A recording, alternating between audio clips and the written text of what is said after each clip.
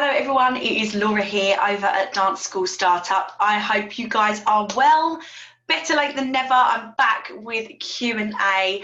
I'm sorry it's a bit late, guys. I've had literally the most crazy week. And obviously we're back full time and I've taken on all these extra projects since the first lockdown, and now I'm working full time with the extra projects. So my time management skills need to be upped from now on, but I'm back in the game, and hopefully I'm catching up with life in general. But I'm here this week with some great questions, so let's get cracking straight away.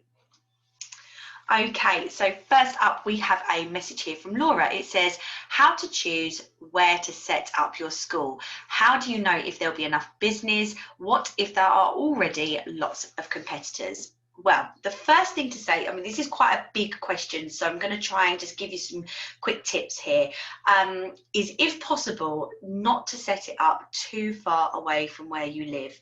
And the thing is, you might have a thought process of what is doable for commuting each day. But I've had friends in the past that have opened up dance schools well over an hour away from their house. So they've got to do those extra commuting hours there and back. And it's just not worked out for them. They've got just too tired with it all. They've just lost motivation because it's putting too much pressure on them to have to travel quite so far. So that is the first thing I would definitely bear in mind. Once you've found a venue that you're happy with, then I would think about things like, is there easy access? Is there a good public transport route to the venue? Because obviously if your students are coming from school, or if you've got indeed younger kids that are travelling with their parents by bus or by train, is that something that's available to them? Is there parking nearby, not just for your students but also for you? Are you and your staff perhaps going to have somewhere that's easy enough to park if that's something that's necessary? If you're running or planning on running a preschool program, is it suitable for prams, this venue? So for example, with mine, I've said this sort of previously, it's really difficult for me to think about running a preschool program. It's not something that I actually have at the moment. My program starts, I guess it's preschool, it starts at 3, but I don't have anything younger than 3. And the main reason for that is that when you walk into my premises, straight away you go upstairs, and there's probably space for about 2 or 3 buggies to be parked at the bottom, but that's kind of it. So for me to run a preschool program, say 18 months onwards, and there's going to be lots of prams and all that kind of thing, it's going to be quite difficult for me to help with access, basically getting things up the stairs.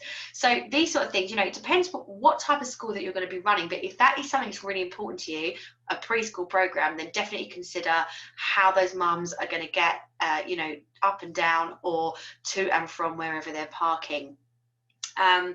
What else do I want to say? Is it in the middle of nowhere? I've said this before as well. I started out years and years and years before I opened my current school, and I had like a little school that I started and it just didn't work. I had this cute little village hall, but it was in the middle of absolutely nowhere, and there was no footfall whatsoever, and it didn't matter how much I leaflet dropped. Basically, I was only going to get the people that lived very nearby because it was quite isolated, and there wasn't any of the things that I just said about public transport and things like that. So, you know, has it got good footfall? You know, I'm now a high street location. I mean, that's brilliant, isn't it? I'm literally right in the middle of everything.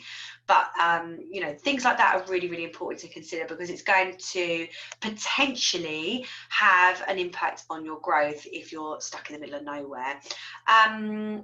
So also, with you've put about competitors, you know, don't worry about competitors too much. The only thing that's really important here is, you know, you don't want to be setting up in the same venue, because I've heard quite a lot about that recently, where venues are more than happy to hire out to 2 dance schools, and it's just such a conflict of interest. It's so difficult. So if that is something that is really possible for you to avoid, I highly recommend avoiding being in the same venue as another school or that's similar to you and what you offer. And if it's a competitor that's like, you know, nearby, well, I guess there are dance schools everywhere. The market is saturated, but as I've said before, there is room for everybody, and every dance school is different because you are the person running it and you are unique. So it's all about how you market it and how you share what you're going to offer that's going to be different to what other people, local to you offer, and that's going to be more right for some clients, and the other schools will be more right for others. So as I said, there's plenty to go around. Don't worry too much if there are other schools around the area, but if you're talking literally next door or within the same venue, then that obviously is something to definitely consider against. But there's an element of risk with wherever you go, so it's about just sitting there and weighing those things up. But good luck with the search, and if you need any more help, just reach out. Okay, next question is from the lovely Elaine. So once you open and start, what should you work on next? I'm guessing turning trials into bookings, but then what? How quickly should you try and grow? What to consider, look out for, plan, be aware of? So that's a lot of questions there in one. But basically what I would start with is retention, retention, retention. Make sure that you are retaining the students that you've got. And that is so, so important, because you can market till the cows come home, but retention is so much easier, because once you've got them and they're happy and they're staying, then you can build from the bottom, and obviously you're going to get that most brilliant piece of marketing, which is word of mouth. So yes, focus on the experience that you're offering the children or the students that you've currently got, and yes, turning those trials into full students is going to be your next priority, and just basically continuing on with everything you're doing, because what you're doing is right, it's working for you. But now is not the time to sit back and think, oh, I've got a couple of students, this is great. They're not going to magically appear. You've got to keep pushing. Now is the time to really up your game and stay strong with it, because all of the things that you're doing, if you keep pushing, you're obviously going to get even more results. But while you're doing that, think about all the other things that we've spoken about before. Work out which classes need a little bit more of a push and do some marketing specific to them. Make sure that you're keeping in touch with all the people that have been inquiring. Don't let anyone slip through the net, because you're sort of on a roll now, which is absolutely fantastic, and you just want to make sure that you keep that energy up and you keep that momentum going, because the more people that stay, the more they're going to talk, and that is absolutely what you need. It gets your name out there in a really positive light. So the main advice here is full steam ahead. Keep going with what you're doing, because it's obviously working. All right, so you've got a great plan here. Plan out your structure for your marketing for the next couple of weeks, both on social media, or if you're doing any leaflet dropping or anything like that you're considering doing, or any of the other things that you are doing behind the scenes. Plan it out, make sure you have time for everything that you need to do, so you don't get behind, and you feel like you're on top of everything, and then you'll feel confident in what you're offering. Keep in touch with those people that you are talking to. Don't be afraid. You're not going to be spamming them by sending them another email just to check in and see how they're getting on, and if they've had any further thoughts about joining your school. If they don't want to know, they will tell you, and if they're still considering it, well, that's your chance to jump in there and say, all the amazing things that you're offering, and trying to give them that last minute push of what you can do for them or their children. And also, now could be a good time for you to think about upselling to the ones that have joined. So those ones that have been sending out all of those lovely replies to you that I've seen that you put on Facebook tonight, Elaine, that's brilliant. It's so good if you could maybe get in touch with them and say, I'm so glad that X is enjoying this class. Do you know what, they did really, really well. I think they'd actually do pretty well at jazz, acro, whatever you've got. So I mean, just consider it. There's no pressure here, but if you think they might fancy it, come along for a trial for that as well, and we can talk about maybe up in their program. It's up to you how you want to play it, but upselling to the ones that you've already got hooked is quite an easy thing to do, because they already believe in what you're offering them. So maybe consider that as well. But congratulations, I'm so pleased for you. That has gone really, really well. Okay, next question is from Jamie. It says, so we are starting to plan a picnic in the park type event for the children to showcase what they've been working on This is brilliant. That makes me so happy. That's going to be so fun. There is a grass area we can use or corner off next to our community centre for our students' families. We now have the issue of grass and what they can dance on. It won't be a problem for the circus side of things, just the dance side of things. Any suggestions on what we could hire or use would be great. I'm going to be really honest with you, Jamie, right? With the regard, if you feel like you can do acro or circus on grass, then you can definitely do dance on the grass as well. So if it is something that you don't really want to fork out for, then I would just say go for it. I mean, come on, be honest. How many times when we were kids did we go to fetes at schools and just dance on the grass around a maypole? It's fine. They're having a great time. I've danced on grass. My kids have danced on grass over the years. I mean, we used to do festivals at the local park years ago when they ran them. And if there was anything wrong with the main stage, then we'd end up dancing on a grassed off area.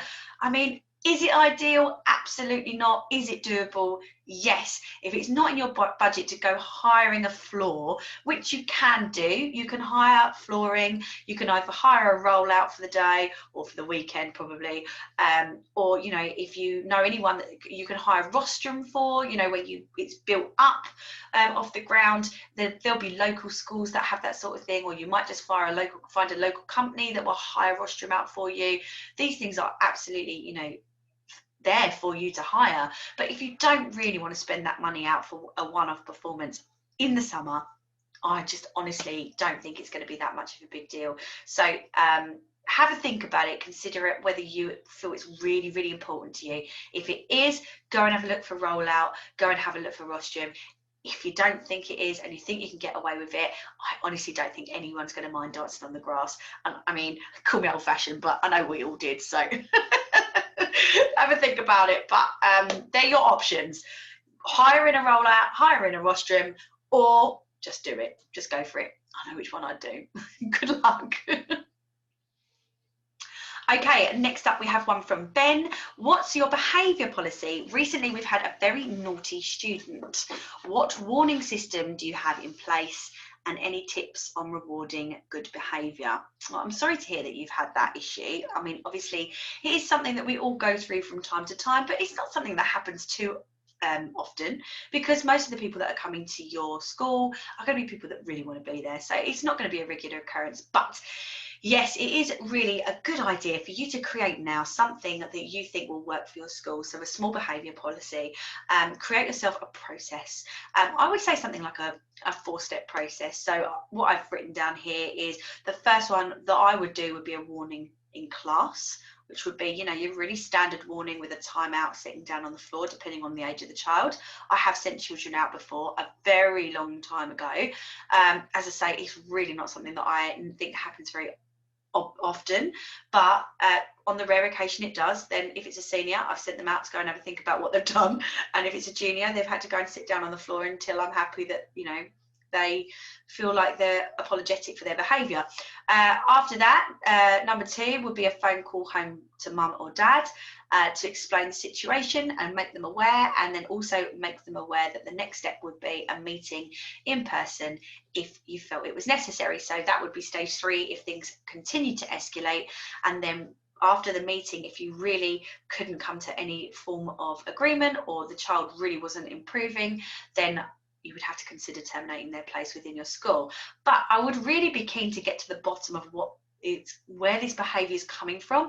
I mean, obviously it depends on the age, and you didn't mention what age it was, but if it's a younger child, then there's always going to be something going on behind the scenes for a child to behave like that. So I think rather than focusing on the bad behaviour, I'd be much more keen to get to the bottom of why things are playing out this way. I'm quite a fan of taking a child to the side and actually having a proper adult conversation with them and saying, you weren't yourself today, this happened, that happened, it's not acceptable, what's going on? And actually 9 times out of 10, that's enough for the child to start talking, and you can find out quite quickly maybe something's going on at home. We've had families fall apart, which is a very difficult time for everybody involved, or if someone might be ill, or they might be getting bullied at school. All sorts of things could be happening that are going on behind the scenes, and just that simple taking the time to chat to your student and find out what's going on before you go full out with reprimanding them can actually have a really, really good effect. And it might even be something that the parents don't know about, and then you can go and talk to the parents and perhaps come to some sort of, you know, arrangement where you can help.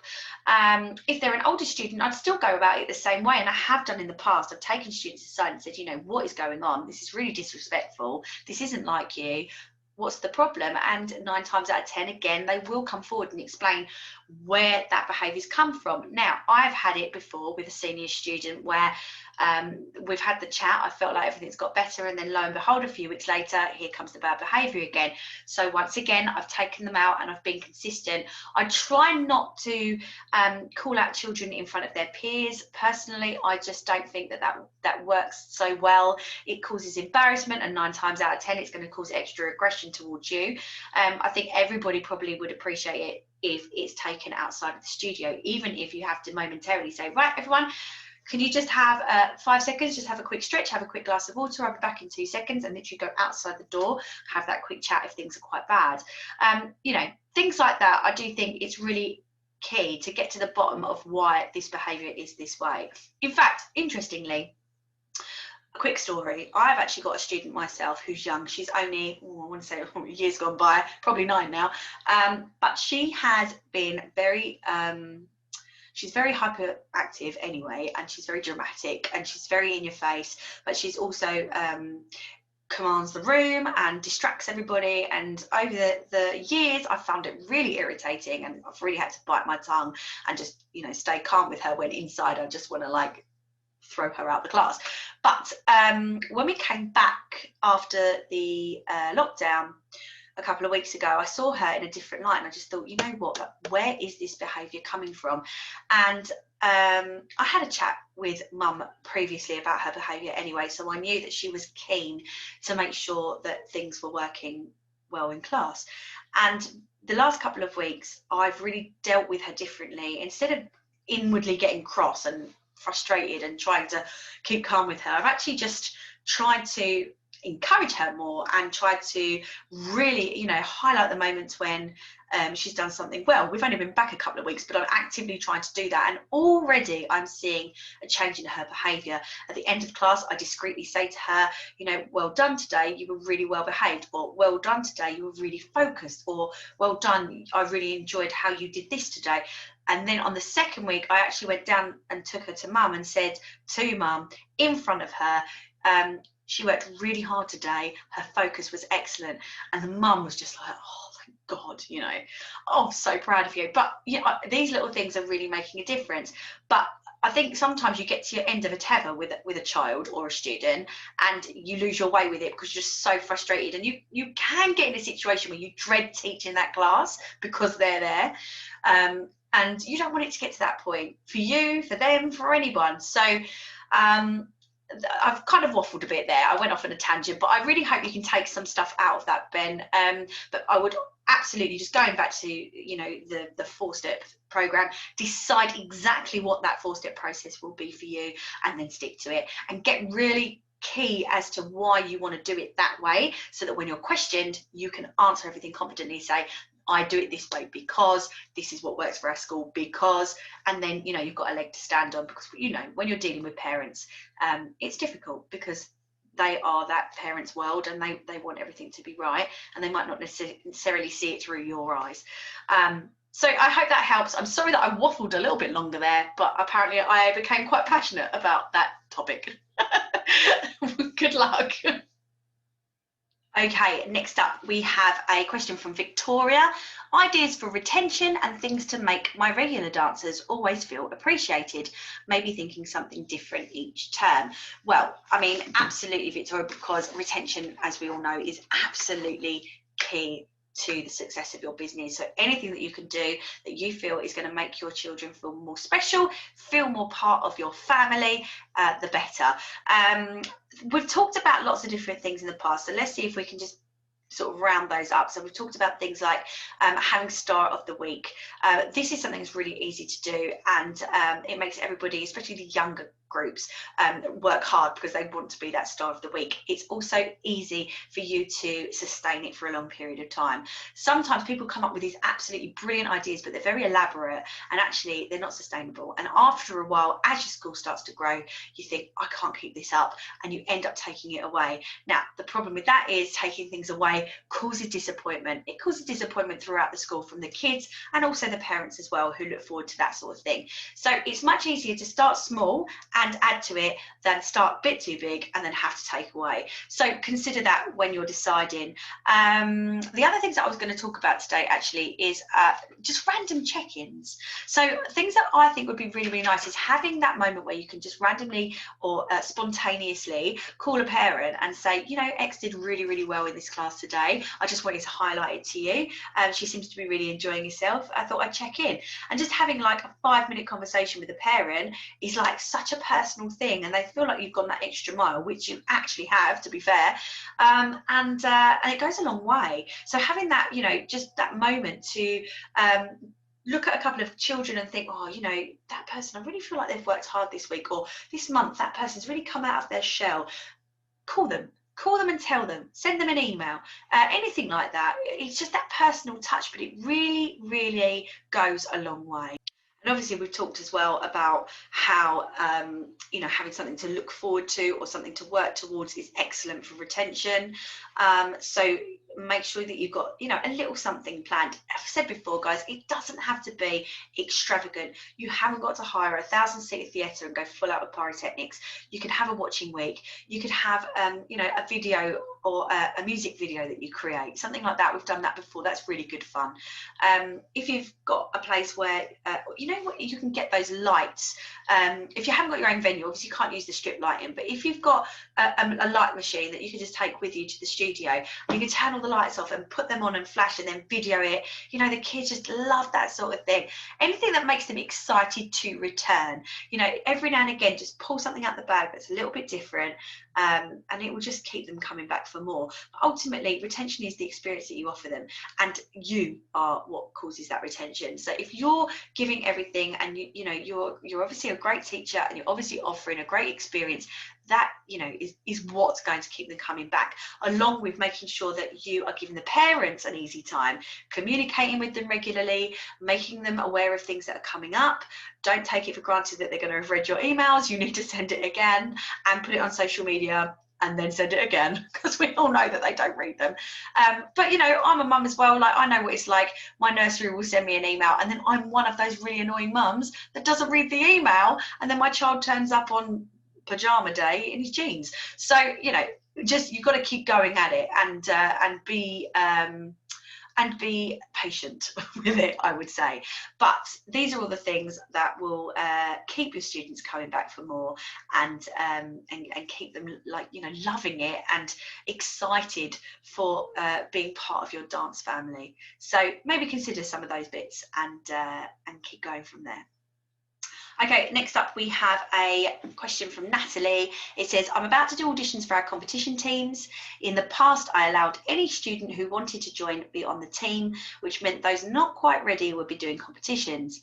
I've restarted, brand new school, and wanted to change this and audition children. Have you done this? How have you managed to make children who don't make team still continue to dance? I don't want to lose children that haven't been picked or upset them. So the first thing to say is, Natalie, I've done a whole podcast on how I run my competition team.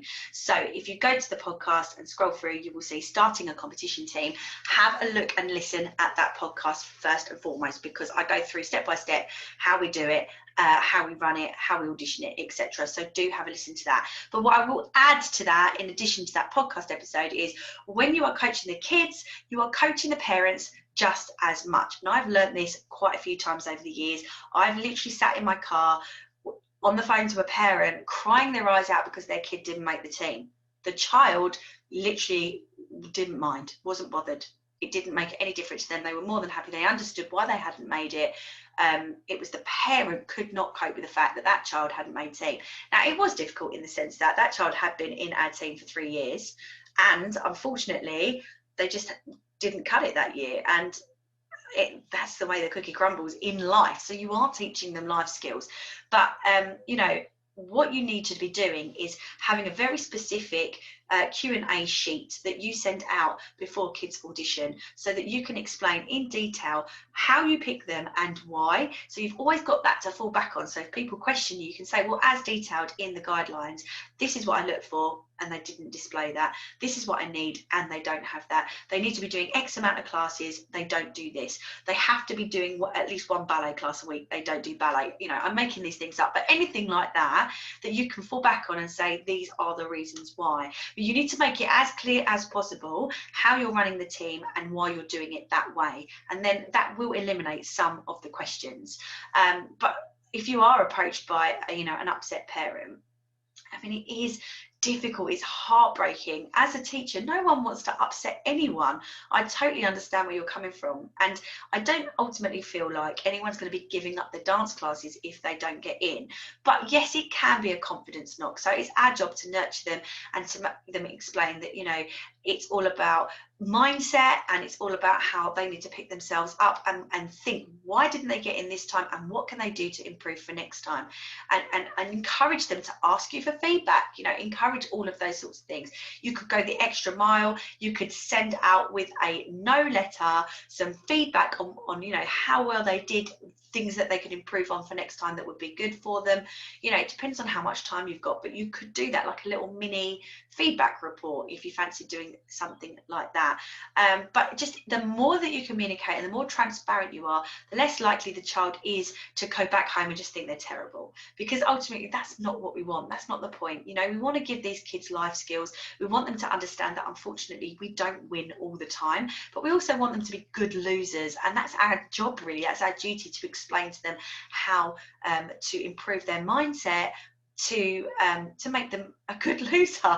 And you know, losing is important for us, for growth. We know that as adults, and parents know that deep down, but their child's hurting, and it's hard when your kid's hurting. So you know, the other thing that I wanted to add here, Natalie, is something you could consider is holding a competition that's just for your school, like a talent show kind of vibe, or a choreographic competition where you get an independent judge come in, but anyone in the school can take part, because that could be something that you could offer that actually gives those children that perhaps aren't good enough for team an opportunity to experience what competition's like and the pressures, and you know, to really prepare for something like that.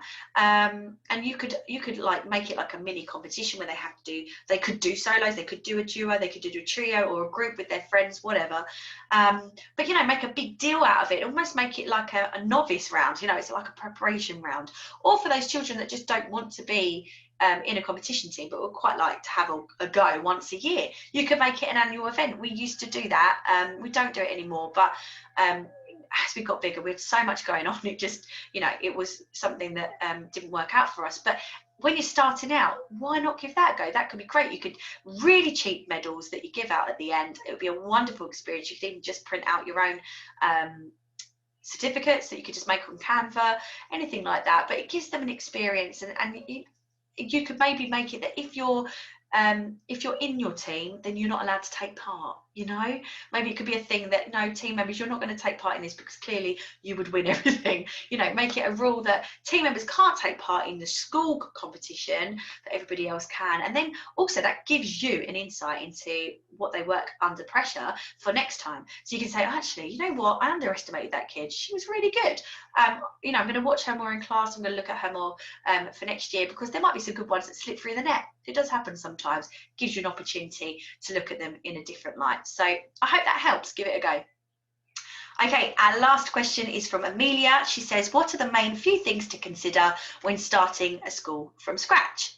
So I could talk about this forever, but let's try and condense it down. The first thing that you want to be thinking about is how much time can you commit to it, and where is that time in your week? Because what you don't want to do is overstretch yourself, become overwhelmed, and not be able to really achieve anything well. You'd rather achieve a small amount of work, but achieve it really, really, really well. So how much time do you have? What's manageable to you right now? What's sustainable for you right now? And then start small and grow big. Keep things simple. Focus on the whole, like, less is more. As I said a minute ago, you know, the less you have to do, the better you can do it and achieve it. Get things right from the beginning, like your branding. You know, have fun with it. Don't feel like you need to rush it. Think about what you want it to look like. Get ideas, you know, go on the internet and research different color palettes and pictures and all that sort of stuff, and have real fun with it. But get a brand that you think really represents you. Play around with some different ideas, because you want something that's really strong and stands out. What you don't want is just a name and then, you know, nothing, and that's it, you know, just in a color. You want to try and find something. It doesn't have to be massive, it can be subtle, but something that would be really obvious and just represent you. And then you obviously need to start thinking about where, and as we talked about at the beginning of this video, you know, you want to consider how far away it is, how much commuting you're going to have to do, what is going to be, again, sustainable for you in the long run. Because, you know, you've got to think positive. If this is going to take off, which it will, you know, this is going to be a massive thing for you. You don't want to have to be commuting, you know, 2-3 hours a day to work. You want to be in a place where, you know, it's easy for you to get to, and if things go wrong, you can get there easily as well. These are other things to consider in the long run. Get your marketing really, really clear. Have a listen on the podcast, if you haven't already, episode 1, which talks about what sort of dance studio do I want, or dance school do I want, and it also talks about what's important to you and what's not important to you, and how to sit down and think about those things. So really recommend listening to that one. Also listen to podcast Smart Structuring. That talks about how to structure your school, how to structure your school year, and how to structure your timetable, particularly talking about things like grouping classes together of age groups to try and get an easier upsell. So for example, if you've got 2 junior classes back to back, they're more likely to take them both. So have a listen to those episodes on the podcast, because they will be really, really useful for you if you're right at the beginning stages. But yes, keep things simple.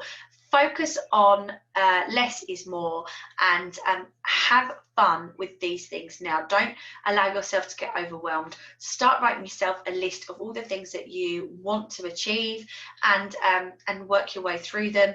And as I said, listen to those 2 episodes, especially what sort of school do I want is really important. In there, I ask you a couple of questions that you need to be asking yourself regularly throughout your business life, because it will keep you fresh, it will keep you on your toes, and it will make sure that you are always going in the direction that is where you want to be going, and it's not going in the direction that you think it should be going, because that's never as enjoyable. Yeah, I've talked about this before. You know, success to you and me will be very, very different, and you need to get clear on what success looks like to you, so that you are reaching those goals. Otherwise, you'll never be happy. If you just place your success based on what other people are doing and just compare to other schools, you know, there'll always be something missing. So listen to those. It will help you to ask those questions, and best of luck. What an exciting time. I can't wait to see your journey.